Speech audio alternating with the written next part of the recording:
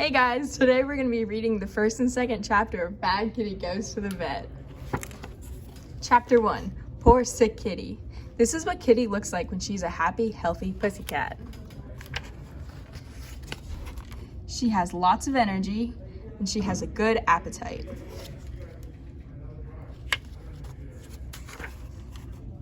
She has really, really good appetite. And she keeps herself nice and clean.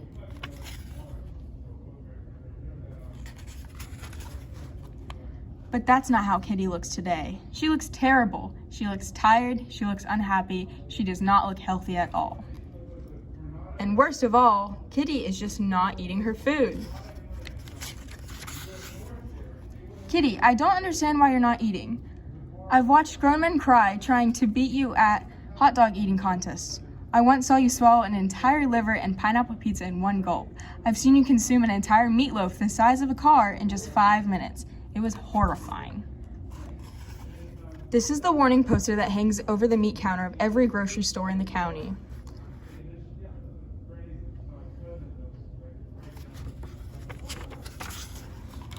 But today, you're not even touching your breakfast. Please, Kitty, eat something. You're starting to get us worried. Try to sit up, Kitty. Let's check you out. Maybe you have a hairball caught in your throat. Nothing? I think I should feel your belly just to see if you have any lumps. Hold still, Kitty. I promise this won't hurt one bit.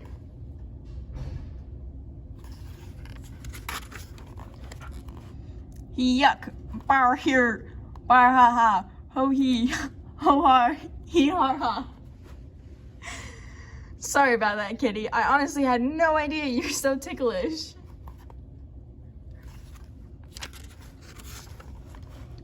And I think that maybe it's time to take your temperature, Kitty. Oh, sorry, Kitty. It's not that kind of thermometer.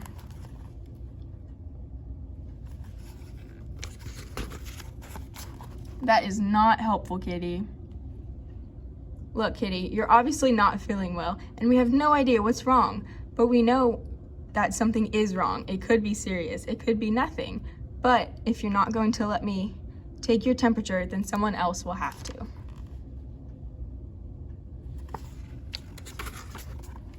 I guess we're just gonna have to take you to the vet. Well, I guess she has a little energy left in her after all.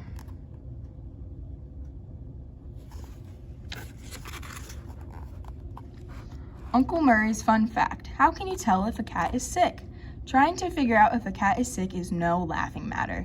Cats can get sick in the same way that people can get sick, with everything from the common cold to heart disease. But the obvious problem is that cats cannot tell you themselves if they're not feeling well, so you have to be aware of any signs that might show in their physical appearance or behavior. Does your cat look sick? Does your cat have a runny nose or runny eyes? When you pet your cat, do you feel odd bumps under her fur or skin? Is your cat scratching her ears excessively? Does your cat's fur look messy or dirty when it usually looks smooth and clean? Is your cat breathing funny? Is your cat acting sick? Is your cat using the litter box a lot more or a lot less than usual? Is your cat acting dizzy or is she tilting her head to one side a lot? Is your cat not eating or even losing weight? Look for any sudden change in your cat's personality. If your cat is very active one day and acts unusually tired the next day, there might be a problem. Sometimes cats will get better all on their own, just like people, but sometimes the problem can be quite serious. If you even think your cat might be sick, the safest thing to do is bring her to an expert who can figure out what is wrong and what to do. That expert is a veterinarian.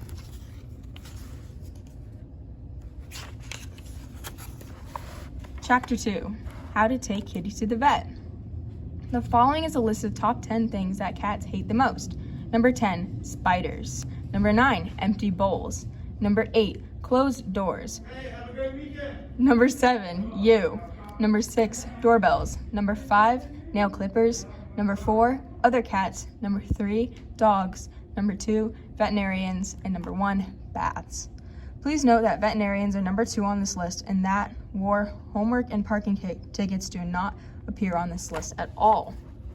This means that when it's really time for your cat to go to the vet, your cat will really, insert the word really, 1,394,291 more times here, not want to go to the vet. That is what happened the last 3 times we brought Kitty to the vet.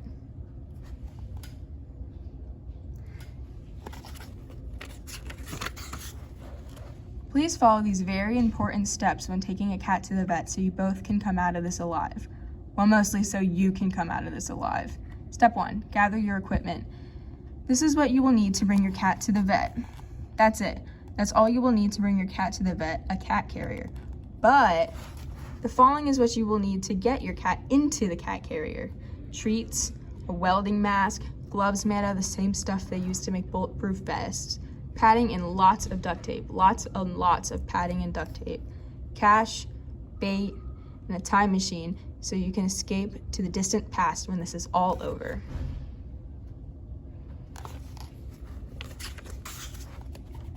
Step 2, place the cat into the carrier. This is the tricky part. Place both hands firmly on either side of your cat just below her shoulders. Hook your thumbs under the front legs and gently lead her into the carrier where, eek!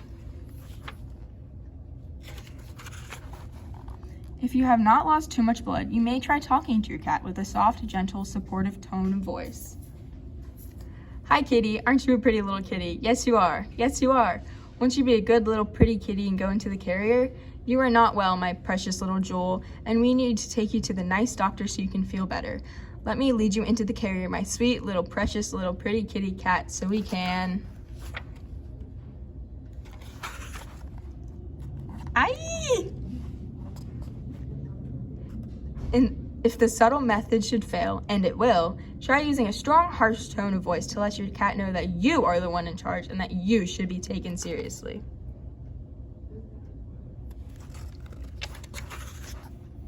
Hey you, yeah, you. Do you know who I am? I'm the boss around here.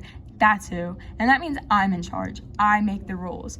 So if I say jump, you ask me how high. If I say crawl on your belly, you ask me for how long. And if I say get in that carrier, you... Oh mercy, not again. If it appears that communication has completely broken down, you might want to try a different approach.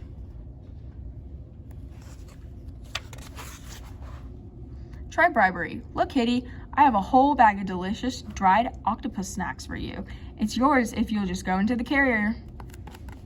Do you smell that? Fresh catnip. You can have all you want if you come to the carrier. Oh, come on, please.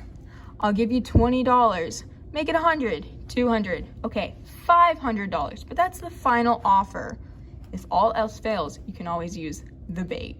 Hi, puppy.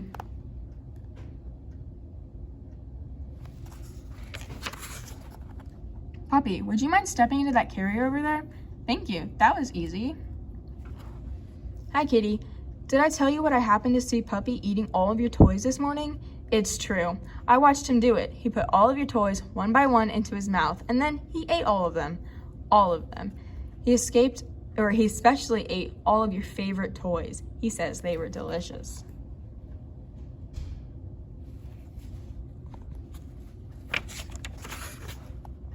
So in conclusion, kitty, all of your toys are now inside of the puppy. And puppy, he's inside of this carrier. It worked! Puppy, get out of there, fast! I'm sorry, puppy, I owe you. Quick, shut the door. Woo! Step 3, transportation. Use fireplace tongs, a hockey stick, a crowbar, or any kind of long, sturdy pole to transport carrier with cat inside to vet. A police escort is optional but highly recommended. Step 4, logic. Ask yourself why you own a cat in the first place. The following is a list of animals that will not try to murder you when you bring them to the vet. A dog, a buffalo, a goldfish, a hamster, a tarantula, a Komodo dragon, a giant squid, a guinea pig, and a vampire vet. Pretty much every other animal in the world other than cats. Step 5, repeat. Repeat step 4 as often as necessary until you come to your senses and buy a gerbil. Uncle Murray's fun facts. What is a veterinarian? Essentially, a veterinarian, or vet for short, is a doctor for animals. But just as there are lots of different kinds of animals, there's lots of different kinds of vets. Here are some of them. Small animal vets. These are the most common types of vets. They see cats and dogs, and sometimes rabbits, guinea pigs, and even hamsters. These vets see common pets. Exotic animal vets. Some pets are not so common. Some people own hedgehogs or ferrets or snakes or parrots. These animals need a vet too, and the exotic animal vets are there for them. What about farm animals? These animals are seen by large animal vets. These are the vets who do the most house calls, because you can't bring a herd of cows or horses into a doctor's office. You could try, but it wouldn't be a good idea. Zoo animals, well, they're seen by wild animal vets, of course. These vets have to be knowledgeable of a whole wide variety of unusual animals, from apes to bats to yaks to zebras. And lastly, there are specialists, vets who specialize their study and care in a single species of animals, like a cat, or even a single body part, like a cat's heart. These doctors often do the most important research that helps all other vets take care of their patients.